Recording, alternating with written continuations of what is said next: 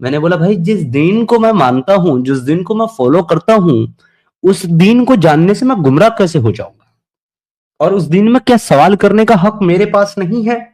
तो दोस्तों ये मुझे शुरुआत थी मेरी वहां से, और आगे चल करके मुझे फिर ये सब चीजें पता चली कि इस दीन में इतनी गंदगी होने के बाद भी, इस दीन में रिश्तों की मर्यादा तार तार होने के बाद भी, इस दीन में इतना उल्टा सीधा रिश्ता होने के बाद भी आप इस दीन में सवाल नहीं कर सकते, आप सहाबा कराम के ऊपर सवाल नहीं कर सकते। जब मैंने मजीद इसको आगे पढ़ना शुरू किया तो आगे चल करके तो मुझे और ज्यादा ऐसे ऐसे वाकये और ऐसे किस्से नजर आए कि मैं अपना सर पकड़ करके बैठ गया। जैसे कि मुझे बाद में पता चला कि अली जो है वो सिर्फ मोहम्मद साहब के दामाद नहीं थे, बल्कि चचा उनके चचा इब्ने अब्बास के बेटे भी थे।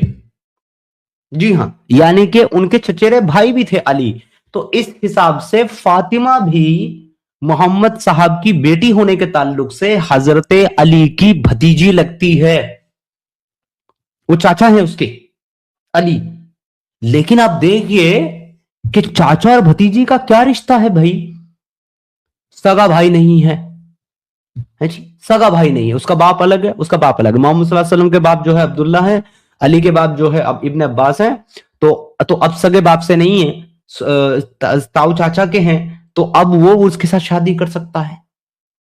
तो मोहम्मद साहब की बेटी हजरत फातिमा के साथ उन्हीं के चचेरे भाई ने यानी अपनी भतीजी के साथ शादी कर ली। ये कैसे रिश्ते हैं जो चाचा भतीजी के साथ रिश्ता शादी कर ले रहा है, रिश्ता बना रहा है, जहां पड़नाना जो है पड़नातिन के साथ रिश्ता बना रहा है। और इससे भी मजीद अजीब बात यह थी दोस्तों कि अबू बकर जो खुद मोहम्मद साहब का ससुर था, पहला खलीफा और मोहम्मद साहब का ससुर, उस अबू बकर की बीवी, जी हां, जब अबू बकर का इंतकाल हो गया तो अबू बकर की बीवी से अबू बकर का एक बेटा था जिसका नाम था मोहम्मद, उसका भी नाम मोहम्मद था और उसको कहा जाता था मोहम्मद इब्ने अबू बकर। लेकिन जब अबू बकर का इंतकाल हो गया और अबू बकर की बीवी बेवा हो गई, तो मोहम्मद के दामाद अली ने, जी हां, मोहम्मद के दामाद अली ने अपने ससुर मोहम्मद की सास के साथ शादी कर ली, यानी कि अबू बकर की बीवी के साथ शादी कर ली। तो अगर ससुर के रिश्ते से देखें अली के, तो अबू बकर जो है वो अली का नाना लगता था, दादा लगता था। तो दादी के साथ शादी कर ली, और वो जो बेटा था, नौजवान बेटा अबू बकर का, जिसको मोहम्मद बिन अबू बकर कहा जाता था, उसको भी अपना लिया अपनी बीवी का बेटा होने के ताल्लुक से। अब आगे चल करके उस मोहम्मद बिन अबू बकर को मोहम्मद बिन अबी तालिब, मोहम्मद बिन अली कहा जाना लगा, मोहम्मद इब्ने अली। मैं ये सब चीजें पढ़ता गया और मेरा दोस्तों दिमाग खराब होता गया। मैं सोचता गया ये चल क्या रहा है भाई, ये कौन सा कल्चर है, ये कौन सी जो है संस्कृति है, ये सब हो क्या रहा है, ये किस तरह के रिश्ते हैं। इसके बारे में बहुत सारे मौलवियों से पूछा, मौलाना से पूछा, वो आगे से मुझे इतने लॉजिकल तर्क देते थे, कहते थे कि ये तो जरूरत की बात है, ये तो नौयत की बात है, हालात की बात है। एक हालात तो वो भी थे जब अल्लाह ने आदम को हुक्म कर दिया कि तुम अपने सगे बच्चों की, सगे भाई बहनों की शादी आपस में कराओ, जो एक ही पेट से पैदा हुए हैं। बस फर्क ये था कि जो सुबह होता था, एक सुबह एक बेटा और एक बेटी होती थी, फिर शाम को एक बेटा एक बेटी होती थी। तो सुबह जो बेटा होता था उसकी शादी शाम में पैदा हुई बेटी के साथ, और सुबह जो बेटी पैदा होती थी उसकी शादी शाम में पैदा हुए बेटे के साथ कर दी जाती थी। मैं फिर से सर पकड़ करके बैठ गया, भाई ये क्या है? वो एक महिला है या वो बच्चे पैदा करने की फैक्ट्री है जो सुबह शाम प्रोडक्शन कर रही है, और दो अंडे निकाल रही है, दो बच्चे निकाल रही है सुबह शाम, सुबह दो निकालते हैं, शाम को फिर दो निकालती है, और उन दोनों की आपस में शादियां कराई जा रही हैं। तो ये सब चीजें देखने के बाद दोस्तों किस इंसान का दिमाग खराब नहीं होगा, और खासकर उसका जिसका कल्चर, जिसकी संस्कृति भारत रही हो, जहां पर जब हम किसी को सिर्फ एक जानते भी ना हो, किसी को हम, किसी से हमारा रिश्ता भी ना हो, उससे कोई ताल्लुक भी ना हो दूर दूर तक का, लेकिन हम मिले उस इंसान से, उसने हमें भाई बोल दिया, हमने उसको बहन बोल दिया, रक्षाबंधन पे हमारे हाथ में उसने एक धागा बांध दिया और हमने उसे अपने दिल से, अपनी सगी बहन से भी सगी समझ लिया। तो इस तरह के कल्चर में पला बड़ा होने के बाद मैं, जबकि मेरी खुद की एक बहन जया जो मुझे हर साल राखी बांधती थी, रामू बाबा की बेटी, जिसको मैं अपनी बहन मानता था, तो मैं तो उसको सारी जिंदगी अपनी बहन माना, है ना। लेकिन उसको भी मैंने कन्वर्ट कराया, उसको भी मैंने कन्वर्ट करा। और जब मुझे मेरी गलती का एहसास हुआ और ये सब चीजों की मैं तह तक पहुंचा, एंड में मैं उसको वापस लाया उसकी फैमिली के साथ, उसके हस्बैंड के साथ। तो साहब हमारे लिए तो ये संस्कृति, हमारी भारतीय संस्कृति इतनी वास्ट है कि हम तो रिश्तों की मर्यादा को जानते।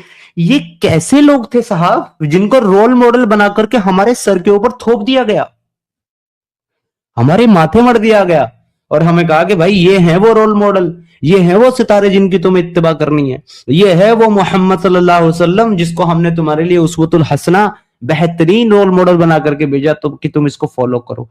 भाई हम इन उसवतुल हसना को और इन रोल मॉडल को और इन सितारों को फॉलो करें, जैसा कि जकरिया लिखता है कि हम जो है अपने हर काम में उनके जैसी बरकत की उम्मीद करते हैं, लेकिन कोई जैसे काम नहीं करते। तो भाई इनके जैसे काम करूं कैसे? मैं अपनी नातिन से, ख्वाह वो सगी हो या सौतेली, मैं उसके साथ शादी कैसे करूं? और नातिन तो बहुत दूर की बात, पर नातिन को सीरियसली मुझे बताओ दोस्तों कि अगर ये चीजें आपके सामने आए, जितने भी लोग हैं, एज एक्स मुस्लिम मैं नहीं पूछ रहा हूं, एज ए मुस्लिम मैं नहीं पूछ रहा हूं, जितने भी लोग यहां मौजूद हैं, मुस्लिम हो, नॉन मुस्लिम हो, एक्स मुस्लिम हो, आप कुछ भी हो, आप अगर ये सोचें, एज्यूम करें कि आप एक मुसलमान हैं और आपके सामने ये वाकया आता है, क्या आपका दिमाग खराब होगा कि नहीं होगा? आपके दिमाग में बवंडर उठेगा कि नहीं उठेगा? सवाल उठेंगे कि नहीं उठेंगे? भाई ये सब हो क्या रहा है, चल क्या रहा है? तो दोस्तों जब पहली बार मैंने ये वाकया पढ़ा था और कई कई बार रिपीट करके मैंने ये लाइन पढ़ी थी, और मैंने बीच तालीम मैंने किताब बंद कर दी और मैंने कहा कि मुझे थोड़ा सा काम है, मैं बाद में आता हूं, आप लोग तालीम करो, ये बोल करके मैं वहां से उठ गया और मैं बाहर जाकर के एक साथ में कई सिगरेट पी गया। ये क्या पढ़ा है मैंने अभी, क्या है ये? मैं अपने आप से जो है पूछता रहा बार बार कि क्या है, लेकिन साहब मेरा दिमाग काम करना बंद कर दिया, हैंग कर दिया। आप बताओ दोस्तों कि अगर आप मेरी जगह होते तो आपका दिमाग हैंग होता कि नहीं होता ये सब पढ़ने के बाद? भाई मेरा तो हुआ, और मेरा जब हुआ तो ये समझिए कि ये बुनियाद थी, ये शुरुआत थी 2014 में मेरे एक्स मुस्लिम बनने की। 2014 की ये बात बता रहा हूं मैं आपको। वहां से मेरी रिसर्च चालू हुई इस्लाम के ऊपर। 4 साल मुसलसल मैंने रिसर्च करी, 2018 तक मल्टीपल टॉपिक्स के ऊपर लोगों से बात करी। और ऐसा नहीं कि मैं किसी टीवी चैनल, किसी सोशल मीडिया पर बैठ करके बोल रहा था, मैं ग्राउंड पे मौलवी मुफ्तियों के गले में लटक जाता था जाकर के, उनके साथ डिस्कशन करता, डिबेट करता था, आयतें कोट करता, हदीसें कोट करता, वो जो मुझे जवाब देते उसका काउंटर देता। मुझसे आजिज आ गए मौलवी, मुझसे मुफ्तियां परेशान हो गए, मुझे मदरसे में बैन कर दिया उन्होंने, कहा कि इसकी एंट्री मत होने देना, इसको मत आने देना अंदर, ये मदरसे के गेट में ना घुस पाए। और मैं उनको बोलता, भाई मैं मुसलमान हूं, मैं अपने ईमान को खतरे में महसूस कर रहा हूं, मेरा ईमान जा रहा है, इसको बचाओ, मुझे जवाब दो। वो कहते कोई जवाब नहीं है तुम्हारी बात का, ऐसे ही है जैसे लिखा हुआ है, और तुम्हें कोई हक नहीं है इनके ऊपर शुबा करने का। तुम हो कौन, तुम्हारी औकात क्या है सहाबाए किराम के ऊपर तरद्दुद करने की, तशद्दुद करने की, या उनके ऊपर इश्काल करने की, या उनके ऊपर सवाल उठाने की? तुम हो कौन? तुम उनके पैर के नाखून के बराबर नहीं हो, उनके पैर की धूल के बराबर नहीं हो।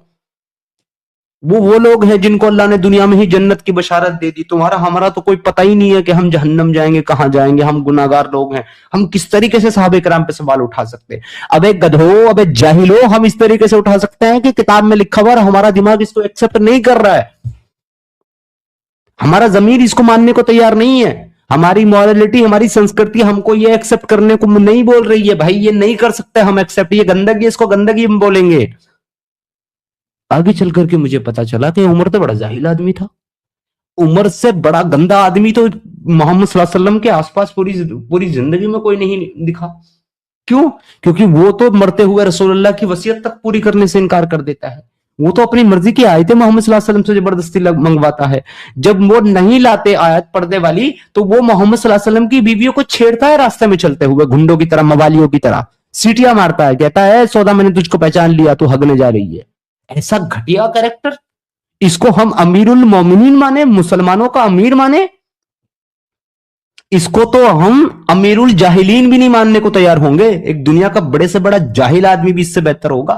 इसको अमीरुल मोमिनीन कहते हो मुसलमानों, इस घटिया इंसान को? और ये तुम्हारी किताब से बोल रहा हूं मैं, फिर तुम बोलते हो कि हमारे सहाबा इकराम की जो है शान में गुस्ताखी करते हो, हमारे नबी की शान में गुस्ताखी करते हो, हमारे दीन को बुरा भला बोलते हो। अरे भाई, हम तुम्हारी किताबें पढ़ के बोलते हैं, तुम्हारी किताबों में ये गंदगी लिखी हुई है। तुम्हें कब नजर आएगी ये गंदगी? कब तुम ये ईमान का चश्मा उतार करके हकीकत को अपने आंखों से देखोगे कि सामने लिखा हुआ क्या है और इनके अकीदे क्या हैं और हमें बताया क्या जा रहा है।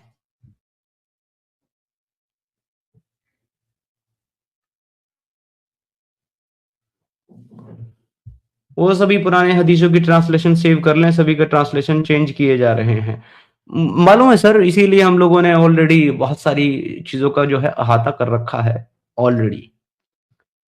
लेकिन आप देख लें कि ये गंदगी किस लेवल की है साहब। पता कौन ऐसे इंसान होंगे भाई जो इस सब चीजों को देखने के बाद भी इनको सितारे समझते हैं, उसवतुल हसना समझते हैं, अमीरुल मोमिनीन कहते हैं। कौन लोग हैं वो?